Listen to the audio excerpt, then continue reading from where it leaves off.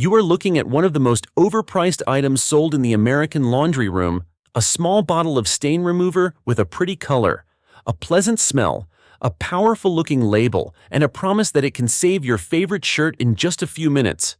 But the truth is, most of what you are paying for is not magic. You are paying for water. The plastic bottle, the spray nozzle fragrance color advertising, and that panicked feeling every time coffee ketchup, cooking oil collar sweat or grass stains land on your clothes. The funny thing is that in many old homes, people used to treat these everyday stains with a mix that was much cheaper, much simpler, and could be mixed right in a small bowl before washing. Not because they had a secret product, they simply understood the three things: a stain needs loosening the dirt from the fabric fibers, lightening mild stain color, and helping grease separate, so the wash water can carry it away.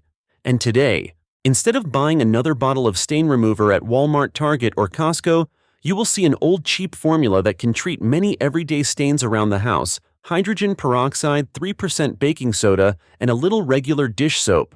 Not to replace every specialized product in every situation, not to save every expensive type of fabric, but for white t-shirts, kitchen towels, socks, children's school shirts, collar stains, food stains, light sweat stains, fresh coffee stains, sauce stains, and small cooking oil stains. This is one of those nearly forgotten methods simply because companies turned a very simple reaction into a spray bottle with a shiny label. Imagine a Sunday evening in a suburban American home. The washing machine is running in the corner of the laundry room. On the folding table, there is a white shirt with a spaghetti sauce stain. After dinner, a kitchen towel with a coffee mark, a polo shirt with a slightly yellow collar from sweat, and a child's pants with a grass stain after playing ball in the backyard. The modern reflex is to reach for the stain remover spray bottle, spray a lot, scrub hard, throw it into the washing machine, then hope. But if you look closely at the label and how the product works, you will realize that most stain removers do not do anything magical. They only try to put surfactants, mild oxidizers, enzymes, or solvents in the right spot on the stain before washing. To put it simply, they help water and detergent work better. People in the old days did not call it pre-treatment technology. They simply called it treating the stain before washing, and that is exactly the part many modern families have forgotten. We are not lacking stronger washing machines. We are not lacking better-smelling detergent. We are not lacking more colorful products. We are missing one small step before washing, treating the right kind of stain right at the source. This old mix works because each ingredient does its own job. Hydrogen peroxide 3% is a mild oxidizer usually found in a brown bottle at the drugstore. When it meets light air and organic matter, it slowly breaks down into water and oxygen. That oxygen helps lighten many colored stains on light fabrics such as coffee, tea, fruit juice, light sauces, yellow sweat stains, and some food stains. Baking soda is not a strong bleach. It is a mild alkaline powder that helps neutralize odor, creates a very gentle scrubbing texture, and helps the mixture stay on the stain instead of running straight off the fabric. Dish soap does the job that many people underestimate the most: it clings to grease. The annoying stains in American everyday life are often not just color, they are a mixture of cooking oil, butter sauce foundation, sunscreen, sweat dust, and protein. Without something that helps break up grease, the water in the washing machine only slides across the surface. That is why this mixture is not strong, because it burns away the stain. It is strong because it does three small jobs at the same time. It moistens and loosens the stain. It brings mild oxygen into the colored stain. And it helps grease leave the fabric fibers so the next wash can carry it away. The mixing method is very simple, but there is one important rule: only mix a small amount right before using it, and do not premix it and store it in a sealed bottle. Take a small bowl. Add 2 spoonfuls of hydrogen peroxide 3%. Add 1 spoonful of baking soda. Add a few drops of dish soap, only a few drops, not enough to turn it into a sea of foam. Stir gently until it becomes a thin paste, like a soft paste mixture. If it is too dry, add a few drops of peroxide. If it is too runny, add a little more baking soda. You do not need to measure it like baking a cake. The goal is to create a layer of mixture that can sit on the stain for a few minutes. Before using it on colored clothing, dark fabric, wool, silk, rayon, expensive printed fabric, or clothing that needs dry cleaning, test it on the inside seam or on a hidden corner first. Wait a few minutes, Wipe it off and check whether the color has faded. If the fabric is delicate, do not force it. The best old method is not the strongest method. The best old method is the one that knows when to stop. Now place the stained shirt on an old towel with the stained side facing up. Do not start with hot water. Many protein stains such as blood milk eggs or some food stains can set more firmly when exposed to heat. For a fresh stain, blot away the excess first with a paper towel or a clean cloth. Do not scrub wildly at the beginning because hard scrubbing can push the stain deeper into the fibers and roughen the fabric surface. Use a small spoon or a soft brush to apply the mixture onto the stain. Brush gently from the outer edge toward the center so the stain does not spread wider. Let it sit on the fabric for about 5 to 10 minutes for a light stain or 15 minutes for an older stain on durable white fabric. Then rinse it lightly with cool water or slightly warm water and wash as usual. If the stain is still there, repeat the process one more time before putting it into the dryer. This is where many people make a mistake. They wash the item, see that the stain has faded, and throw it straight into the dryer. The high heat of the dryer can bake the remaining stain into the fabric fibers. In American homes, the dryer is convenient, but it is also the oven that locks stains in place. If you are not sure the stain is gone, air dry it or let it dry naturally first. For cooking oil stains on a t-shirt dish, soap is the real star. Put 1 drop of dish soap directly on the stain, rub it gently with your finger to break up the grease, then add the peroxide and baking soda mixture on top if the shirt is light colored. For coffee or tea stains on a white towel, blot away the liquid, apply the mixture. Wait a few minutes, then rinse. For a lightly yellowed collar caused by sweat and body oil, apply a thin layer scrub with a soft brush, let it rest for 10 minutes, then wash. For grass stains on children's pants, the mixture can help fade the mark, but sometimes you may need enzyme detergent or repeated treatment because grass stains contain plant pigments and dirt.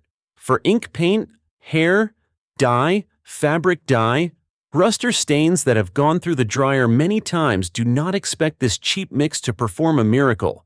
That is when you need a specialized product, or you need to accept that some stains are a completely different kind of chemistry. This is why this channel does not say never buy anything again. Modern products have their place. But the problem is that we have been trained to buy before we understand. With just a small sauce stain on a white shirt, we immediately think of a new spray bottle. With just a coffee mark on a kitchen towel, we think the old product is not strong enough. With just a yellow collar, we add more detergent, more fragrance booster, more softener, and then wonder why the fabric still is not truly clean. Meanwhile, many times what needs to be added is not more fragrance. What needs to happen is separating the dirt from the fabric fibers before it gets washed and dried. Do a small test at home. Take 2 old white towels or 2 t-shirts with similar stains. On one side, spray a store-bought stain remover according to the directions. On the other side, use this old mixture.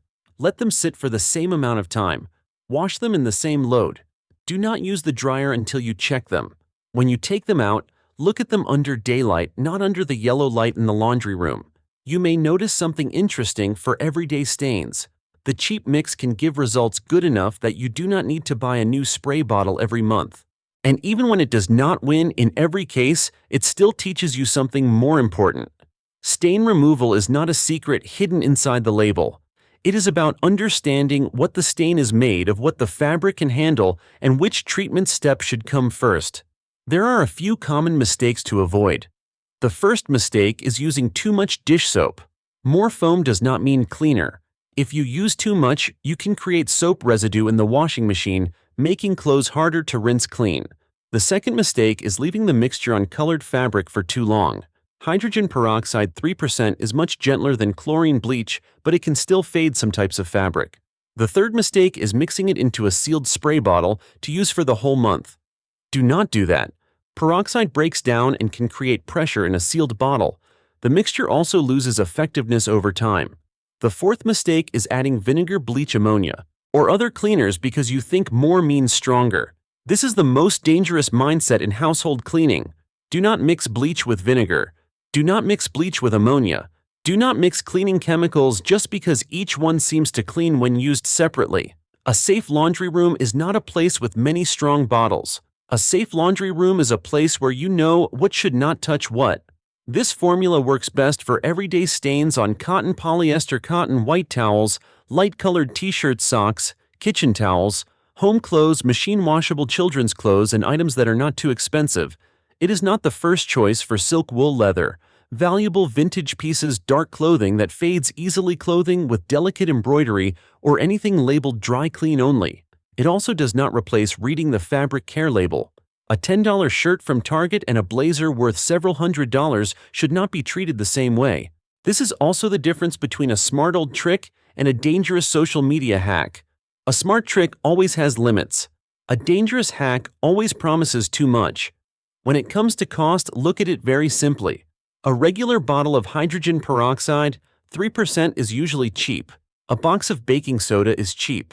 A bottle of dish soap can be used for many different things. Each time you mix it, you only use a few spoonfuls and a few drops. Meanwhile, store-bought stain removers are often designed so you spray a lot, use them up quickly, and go back to the store to buy more. There is nothing wrong with paying for convenience. The problem begins when convenience makes you forget that you have a choice. If you have 3 kids, a washing machine running almost every day, oily kitchen towels, yellow collars on work shirts, sweaty sports shirts, and a family budget that needs to be saved for more important things, then a few dollars saved in the laundry room each month still matters. It will not make you rich overnight, but it changes the way you look at the product shelf in the store. You no longer see every bottle as a required solution. You see it as a packaged version of a principle you can understand. The best thing about this old method is not only that it is cheap, the best thing is that it gives you back a sense of control. When you know why peroxide helps lighten mild-colored stains, why baking soda helps the mixture stay in place and handle odor, why dish soap helps break up grease, you no longer panic when you see a sauce stain on a white shirt.